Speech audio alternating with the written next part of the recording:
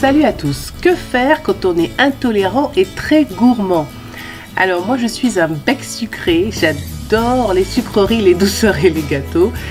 Mais comme vous le savez, nous le savons tous, le sucre n'est pas nécessairement notre ami, l'ami de notre santé, l'ami de notre poids, etc. Et j'ai bien l'intention de rester en bonne santé très longtemps et de pouvoir continuer à manger des gâteaux sans mauvaises conséquences très très longtemps. Donc comment je fais, comment je gère? J'ai quelques petites règles que je veux partager avec vous. La première règle, c'est la plus importante, c'est ma règle de base. Je mange des pâtisseries une fois par semaine et c'est tout, pas plus, ok? Et en plus, le reste de la semaine, je ne consomme quasiment pas du tout de sucreries, de mets sucrés, de boissons sucrées. Ensuite, moi je préfère prendre mes sucreries en fin de repas. Il y a deux avantages. Le premier, c'est que contrairement à quand on est à jeun, le pic de glycémie est moins nocif. Et deuxièmement, on mange moins de gâteaux parce qu'on a déjà le ventre plein.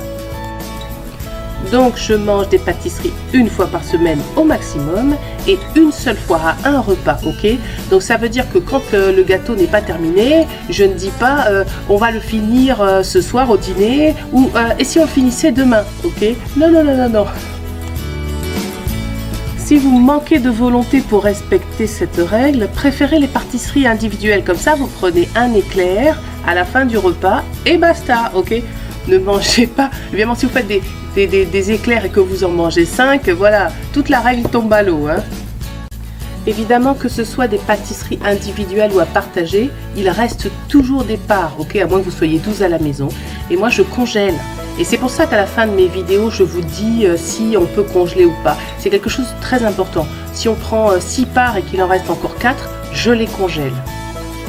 J'ai toujours dans mon congélateur des gâteaux bien emballés, joliment, comme s'ils sortaient de la boulangerie, que je peux sortir, décongeler à l'occasion, quand des gens viennent à l'improviste, ou quand j'ai pas eu le temps de faire une pâtisserie, dans la semaine, etc. Je suis un bec sucré, je vous l'ai dit. Donc moi, il me faut quand même du sucre. Donc ce que je fais, c'est que je compense. Je mange énormément de salade de fruits, de smoothies. Souvent, mon petit déjeuner, c'est des fruits. Je trouve que c'est tout à fait satisfaisant pour un bec sucré. Et en plus, c'est bon pour la santé. L'état d'esprit, il est important. Au lieu de considérer que cette règle vous prive, vous pouvez considérer que vous faites un régime paléo 80-20. Il y a des gens qui font ce régime-là. Et finalement, un régime sans gluten, sans lait et sans sucre, 6 jours sur 7, c'est un régime paléo, presque. Bon, de la modération en toute chose, de la juste mesure. Moi, je me méfie toujours un petit peu des extrêmes. Les gens qui feraient une éviction complète du sucre alors qu'ils n'ont pas de pathologie. Non, mais trouvez ce petit équilibre qui est bon pour la santé. Quand je déguste ma pâtisserie, c'est 100% plaisir, ok? Donc ça veut dire qu'il n'y a aucune culpabilité, aucune peur de prendre des kilos. D'ailleurs, je me resserre, des fois une deuxième part, des fois une troisième part. C'est une fois par semaine, une fois, et vraiment sans émotion négative associée. Le plaisir de la pâtisserie, pour moi, et de la gourmandise, ça commence déjà dès la conception, dès la préparation. On peut en faire une fête de cette préparation de sa pâtisserie, de ses sucreries. Ça participe aussi, je trouve, d'une belle gourmandise, Donc moi, ce que je vous conseille, c'est qu'il faut qu'en fait toutes les émotions qui tournent autour de la sucrerie soient positives. Il ne faut pas créer de résistance avec des émotions négatives. Donc dès le démarrage, dès la conception, de toute façon vous ne pouvez pas acheter tellement de pâtisseries toutes prêtes dans le commerce parce que les boulangeries sans gluten, c'est quand même encore aujourd'hui très très rare. Donc il va falloir que vous fassiez votre pâtisserie vous-même et prenez-y du plaisir, amusez-vous, faites des beaux gâteaux, et puis si vous ratez, bon c'est pas grave, pâtissez en famille avec les enfants, comme là avec mon fils, vous allez voir, ça leur crée des merveilleux souvenirs.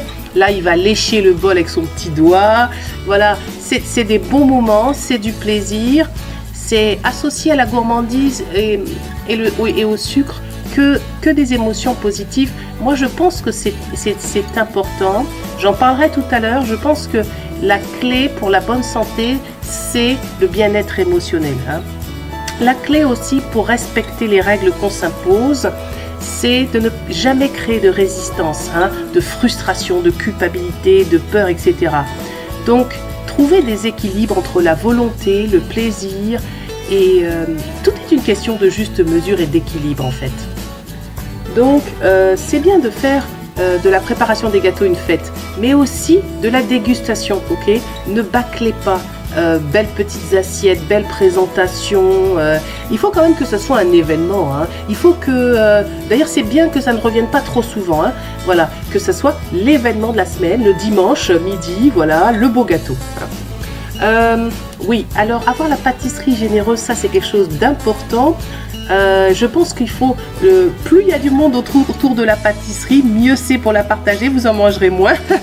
Et puis offrez, moi quand je fais des éclairs, des macarons, j'en offre à mes amis. Hein.